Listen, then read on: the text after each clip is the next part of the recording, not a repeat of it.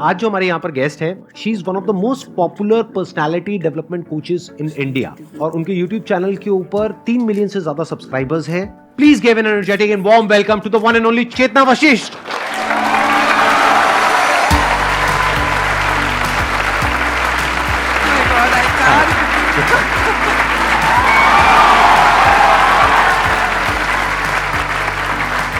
Please. मैं sir की videos जब से देख रही हूँ, शायद आप लोग पैदा भी नहीं हुए थे। मतलब तब मुझे पता नहीं था कि YouTube क्या है। मैं तब से सर की वीडियोस देख रही हूँ, जब आप स्पिरिचुअल वीडियोस बनाते थे स्पिरिचुअलिटी के अच्छा, इन ऊपर। 2012 तब से मैं आपकी चैनल देख रही हूँ। थोड़ा सा आप अपने बारे में बताएंगे कि आपने कैसे शुरुआत करी, कैसे आप ये YouTube पर आए? काफी घूम फिर के आए, जैसे अक्सर होता है लाइफ में।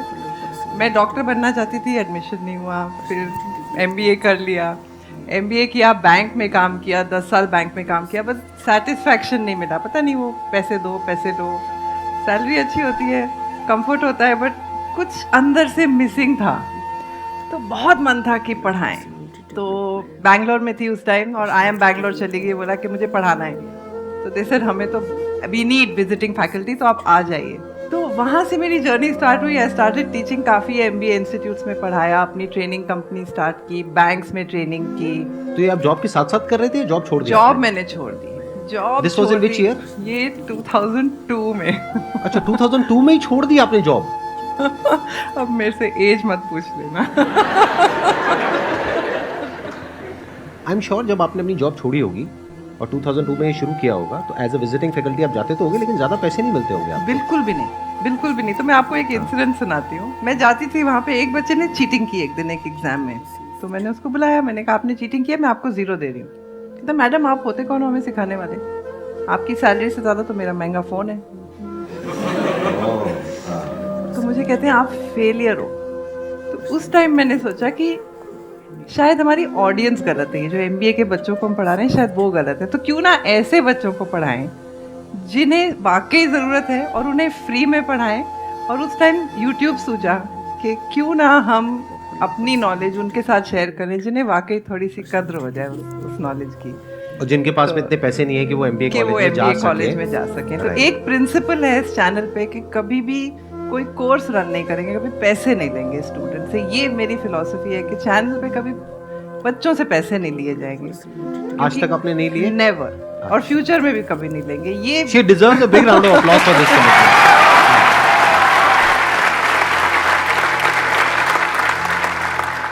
थोड़ा सा आप बताइए कि अगर ये जो बच्चे हैं, इनको यही क्लियर नहीं है बहुत सारे बच्चों को कि पर्सनालिटी होती क्या है, तो can we start from there कि is it a static thing which cannot be changed or it's like fluid thing which can be changed? मतलब क्या है ये पर्सनालिटी? यहाँ से हम शुरू करते हैं और फिर आगे देखते हैं कि अगर अपने आप को इम्प्रूव करना है तो कैसे किया जा सकता है आपके अकॉर्डिंग। ये एक बहुत बड़ा क्वेश्चन है, और यही क्वेश्चन अगर हम इसका आंसर समझ गए तो बाकी कुछ समझने की जरूरत नहीं है। पर्सनालिटी क्या है? अच्छा, उसके पहले मैं आपको एक पूछती हूँ, अगर मैं आपको पूछूं आप क्या हो, आप कौन हो, तो आप मुझे क्या बताओगे? माइक लेकर के बोलो। काइंड ऑफ हम एक अपने आप को बॉडी समझते हैं जो हम रिप्रेजेंट करते हैं पूरी सोसाइटी को, कि मतलब हम साफ सुथरे रहें और अच्छे रहें, लेकिन हम एक सोल हैं जो मतलब जो कभी ख़त्म नहीं होती। आप ये समझो कि आप कहीं जॉब इंटरव्यू देने के लिए गए हो और ये जवाब दे रहे हो। नहीं सर, मैं आपको पता है ना आपने क्या कर दिया है।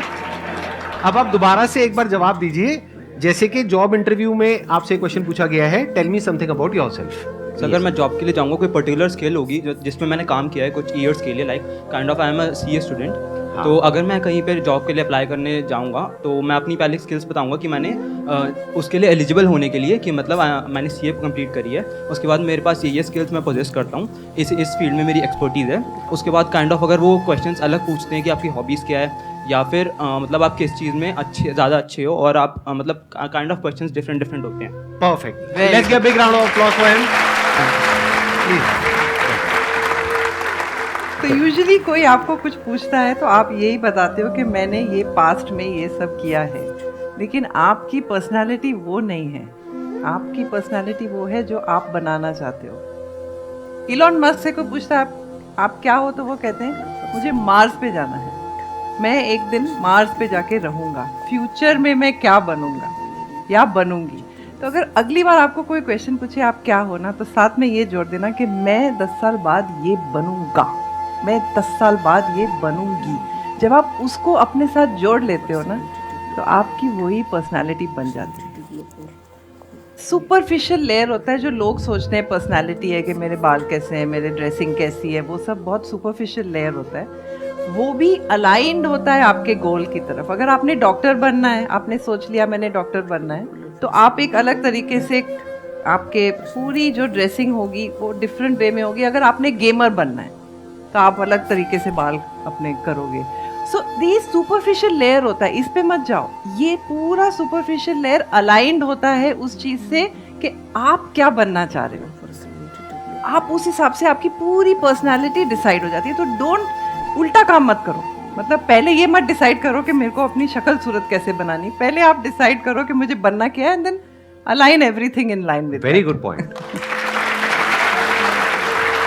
हम यही गड़बड़ करते हैं ज्यादातर कि मतलब हम अपने आप को इम्प्रूव कैसे करें। इम्प्रूव का मतलब क्या है? जैसे अगर आप एक आर्टिस्ट हो तो आपका जो वे ऑफ ड्रेसिंग है, हेयर स्टाइल है, ये है वो अलग होना चाहिए। और अगर एक कॉर्पोरेट वर्ल्ड में आप जा रहे हो तो वहां पे अलग होना चाहिए। कोई क्लियर कट डेफिनेशन नहीं है ना। तो what she is saying is कि अगर आप एक बड़ा अपना गोल सेट कर लेते हो कि this is what I want to be 10 years down the line, 20 years down the line, मान लो आपको कॉर्पोरेट वर्ल्ड में ही जाना है, तो आपने अपना एक गोल बना लिया सुंदर पिचाई। अब अगर इतना बड़ा गोल बनाओगे तो अगर वो नहीं भी बने तो कुछ तो अच्छा बन ही जाओगे। बट अगर कोई गोल ही नहीं बनाओगे तो पास्ट के बेस पे अपने आप को देखोगे, तो वहां पर आपको बहुत चैलेंजेस नजर आएंगे, वहां पर आप स्टक हो जाओगे, आगे नहीं बढ़ पाओगे। तो जैसे ही वो फ्यूचर गोल आपके माइंड में होगा तो पास्ट में या प्रेजेंट में अगर कुछ प्रॉब्लम्स है भी तो आपका ध्यान वहां से हट जाएगा। फ्यूचर में आपको पता है कि मैं कोई बड़ा करने वाला हूं, मैं फोड़ने वाला हूं, अगर टिपिकल लैंग्वेज में बोला जाए। ये जो सर ने बात बोली ना, उस चीज़ को मैं पकड़ में लाती हूँ। आप लोग कहीं भी जाते हो आपको बहुत शाइनेस फील होती है, अंडर कॉन्फिडेंस फील होता है कि कैसे किसी से हम बात कर सकते हैं, क्या बोलना है मुझे इस टाइम। अंदर से क्या लग रहा है उस टाइम आपको? जज करेंगे सब, जज करेंगे मुझे, लोग मुझे जज कर रहे हैं। स्पेशली मैम तब हमें ये चीज़ फील होती है जब हम उसी फील्ड में सामने वाला हमसे ज़्यादा बेटर है। सामने वाला आपसे बेटर है कि नहीं वो आपके माइंड में है। अभी हमने तय नहीं किया है कौन बेटर है, लेकिन आपने तय कर लिया है कि सामने वाला आपसे बेटर है। अगर आप इस स्टेज पे आके इस टाइम यहाँ पे खड़े हो जाओ सामने, आपको अंदर से क्या फीलिंग होगी? एक्साइटमेंट। एक्साइटमेंट। कौन है एक्साइटमेंट वाले भाई साहब? हाथ ऊपर करिए, आइए यहाँ पर आइए। मैं मजाक कर रहा हूँ, आ जाओ।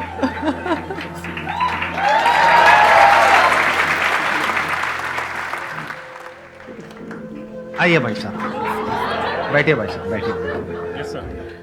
मैं बेसिकली अभी मैं फाइनेंस फील्ड से हूँ और मैं शेयर मार्केट स्टडी कर रहा हूँ, एक्सप्लोर कर रहा हूँ। बट इन फ्यूचर मुझे इंडिया का इतना तो शेयर मार्केट में नॉलेज लेना है कि वो किसी के पास ना हो। मैं सर आराम से कोई नहीं। हाँ, आप बहुत अच्छा बोल रहे हो, आई मस्ट से दैट। हाँ सर, मैं म्यूचुअल फंड डिस्ट्रीब्यूटर हूँ सर्टिफाइड। तो क्या होता है सर, चार्ज करते हैं जो कोर्स, बट मैं सर जो भी मेरे साथ पूछता है कि वो अगर मुझसे मेरा क्लाइंट है वो मुझसे डील करता है नहीं करता, doesn't matter. Let's give a big round of applause for him. अभी इन्होंने जो बोला उसमें एक बहुत इंटरेस्टिंग बात बोली इन्होंने। इनकी जो पर्सनालिटी है ना, उसकी जो डेफिनेशन है वो पास्ट से नहीं आ रही है, हाँ, फ्यूचर से आ रही है। अभी जो बात हम कर रहे थे तो उसका लाइव एग्जांपल आपने देखा। इसी वजह से जो बाकी लोगों को एंजाइटी हो रही थी, इनको एक्साइटमेंट हो रहा था। क्यों हो रहा था? क्योंकि कॉन्फिडेंस बड़ा कमाल का है। चाहे बोलने में ऐसे एक्स्ट्राऑर्डिनरी नहीं है ये, ऐसा नहीं है कि बहुत फ्लो में बोला, लेकिन जो भी बोला बहुत अच्छा बोला। थोड़ा बहुत नर्वसनेस जो हो रही थी, अब संदीप सर के साथ बैठने का मौका मिल जाए तो किसी को भी नर्वसनेस हो जाएगी। और आप लोगों ने ध्यान नहीं दिया, मतलब हमारे बीच में जो दूरियां थी ना वो धीरे धीरे कम होती जा रही थी। फिर हमें एकदम से दोनों को याद आया कि पब्लिक बैठी है।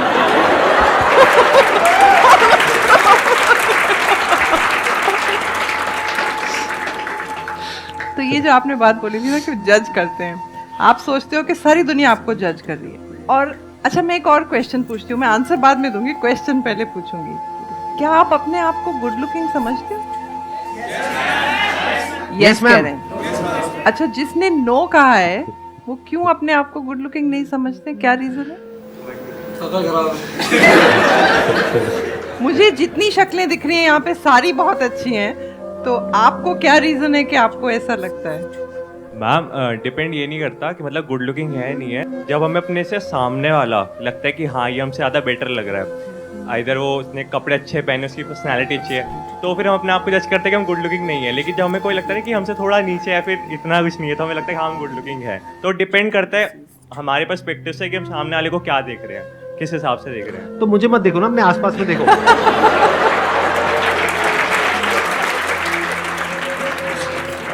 अच्छा चलो एक एक्सपेरिमेंट और करते हैं। सब लोग इस कमरे में चारों तरफ देखो कि आपको पिंक कलर में क्या क्या दिख रहा है। देख लिया? अब आंखें बंद करो। अब बताओ कि ब्लू कलर में क्या क्या था कमरे में? कितने लोगों ने ब्लू कलर का देखा? आंखें खोल लो। बाकी लोगों ने क्यों नहीं देखा? ध्यान पिंक में था। क्या होता है, कई बार लोग आपको कुछ कह जाते हैं, किसी ने आप बहुत तैयार हुए, किसी ने कॉम्प्लीमेंट नहीं दिया, कुछ हुआ, किसी ने बोल दिया नहीं आप अच्छे नहीं लग रहे, वो पिंक था, आपने पकड़ लिया। साथ में ब्लू भी हुआ, किसी ने बोला नहीं नहीं आप बहुत स्मार्ट हो, अरे छोड़ यार, वो ब्लू था, आपने उसको साइड में कर दिया और पिंक को गले लगा लिया। अब कोई आपको कहता है आप बहुत अच्छे, आप कहते हो नहीं। आपके पास सारी आर्ग्यूमेंट्स हैं, सारे एविडेंस है, सारी आर्ग्यूमेंट्स है कि क्यों आप नहीं अच्छे हो, और वो सब आपने अपने माइंड में बना लिया। अब उसके लिए कोई रिस्पॉन्सिबल नहीं है, किसी ने कुछ किया ही नहीं है, आप अपनी स्टोरी अपने माइंड में बना रहे हो ना। अब आप एक बार इसको एक्सेप्ट कर लो कि ये स्टोरी सिर्फ आपके मन में है। अच्छा, एक फैक्ट और है कि दुनिया में हर एक की स्पॉटलाइट अपने ऊपर होती है, हर एक की स्पॉटलाइट अपने ऊपर होती है। अब आपने स्पॉटलाइट अपने ऊपर डाल दी है और सारे नेगेटिव उसके साथ ले लिए, और आप कहीं जाते हो गैदरिंग में, इंटरव्यू में, मीटिंग में, पार्टी में, आपको क्या लगता है? सारी नेगेटिव मेरी तरफ आ रही है, क्योंकि आपने ही वो स्पॉटलाइट की नेगेटिव एनर्जी अपने ऊपर डाल के रखी हुई है, उसी को लेके चल रहे हो। सामने वाले की स्पॉटलाइट कहाँ है? खुद के ऊपर। खुद के ऊपर। आप क्या सोच रहे हो उसकी स्पॉटलाइट कहाँ है? आप सोच रहे हो आपको ध्यान दे रहा है, एक्चुअली उसको अपनी फिक्र है। चलो एक होमवर्क करते हैं, आप घर जाओ, आपका सबसे बड़ा डर क्या है उसको लिखो। सपोज आपका सबसे बड़ा डर है पब्लिक स्पीकिंग, आपका सबसे बड़ा डर हो गया किसी का कि मुझे डांस करना नहीं आता है। एक एक लाइन लिखो, हार्श से हार्श लाइन लिखो। लोग कह रहे हैं एकदम बेवकूफ है, इसका तो दिमाग ही नहीं है, जो भी आपको वर्स से वर्स जजमेंट्स आपको लग रहा है लोग आपको जज कर रहे हैं, सारी लिख दो, ठीक है? अब एक एक को पकड़ो। ये पूरी तरह सच नहीं है, थोड़ा दिमाग है, थोड़ा है। फिर सेकंड पॉइंट पे आओ। मेरा कहने का मतलब है आप हर एक पॉइंट को एक एड्रेस करो और उस पर दो रिएक्शन आएंगे आपके। या तो आप उसको एक्सेप्ट कर लोगे कि ठीक है चलो नहीं आती मुझे फिजिक्स, मान लिया, कोई बात नहीं, मान लिया, चलो मैथ्स, लेकिन नहीं मैथ्स तो मुझे थोड़ी बहुत आती है, ऐसे मत बोलो कि जीरो है ना। एक कुछ आप एक्सेप्ट कर लोगे, कुछ आप चैलेंज करोगे, दो ही ऑप्शंस हैं। जो चीज़ जजमेंट आपने चैलेंज कर दी वो वहीं की वहीं खत्म हो गई, और जो आपने एक्सेप्ट कर ली उसकी भी पावर खत्म हो गई। तो आपने जितनी जजमेंट्स लिस्ट करी हैं, आप ऐसे वन बाय वन उनकी पावर खत्म कर दो। अब उस जजमेंट में कोई पावर ही नहीं है, तो आपको कौन जज कर रहा है? कोई भी नहीं जज कर रहा है, ठीक है?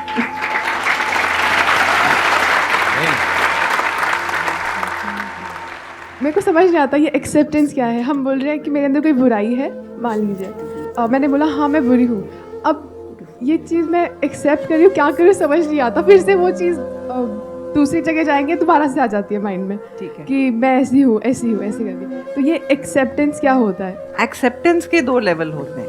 पहले तो सबसे हमें क्या करना है, हमें जजमेंट हटानी है पहले। अच्छा, एक कोई भी जजमेंट बताओ मुझे जो आपको लगता है आपको कोई जजमेंट कर रहा है, कोई भी एक जजमेंट बताओ। लोग कहते हैं मैं बहुत इमोशनल हूँ। आपको बुरा लगता है जब लोग ये कहते हैं? थोड़ा सा बुरा लगता है, हल्का सा। बट ये तो बहुत अच्छी क्वालिटी है, इसका मतलब आप एक अच्छे इंसान हो। मैंने उस वे में कभी सोचा नहीं इस चीज़ को। तो ये होता है एक्सेप्टेंस कि हाँ मैं इमोशनल हूँ, लेकिन ये मेरी वीकनेस नहीं है, मैं इसी चीज को अपनी स्ट्रेंथ बनाऊंगी। ये बहुत अच्छी हर एक क्वालिटी के दो रूप होते हैं। ऑफ कोर्स कुछ क्वालिटीज ऐसी होती हैं जिनका सिर्फ एक ही रूप होता है, लेकिन काफ़ी सारी क्वालिटीज़ आप उसको पॉजिटिव वे में भी कन्वर्ट कर सकते हो। इमोशनल को आप दुनिया को रीच, जब आप इस स्टेज पे अगर इमोशनल नहीं होगे तो आपका कनेक्शन नहीं बनेगा किसी के साथ। तो इमोशनल बहुत अच्छी क्वालिटी है, और उसको अपनी वीकनेस बना ली कि रोते जा रहे तो वो वीकनेस हो गई। तो उसको एक्सेप्ट करना कि यस मैं इमोशनल हूँ। उससे क्या होगा, एक तो आप मुझे जज मत कीजिए मैं इमोशनल हूँ, मैं इमोशनल हूँ, मैं जानती हूँ, तो जजमेंट खत्म हो गई। अब उसके बाद मैंने उसको अपनी पॉजिटिव क्वालिटी बना लिया कि इस इमोशन को रखते हुए मैं क्या बन सकती हूँ जो कोई और नहीं बन सकता, क्योंकि मेरे जितना इमोशनल कोई है नहीं। आप लोग घर जाके थोड़ा होमवर्क करना, आज दिखना कि मेरे को लोग क्या कहते हैं और ये चीज़ किस करियर से मैं अपना कनेक्ट कर सकता हूँ, और वहाँ पे अपना रास्ता ढूंढो। So you are always the best.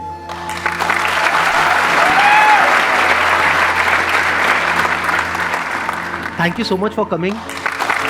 See you.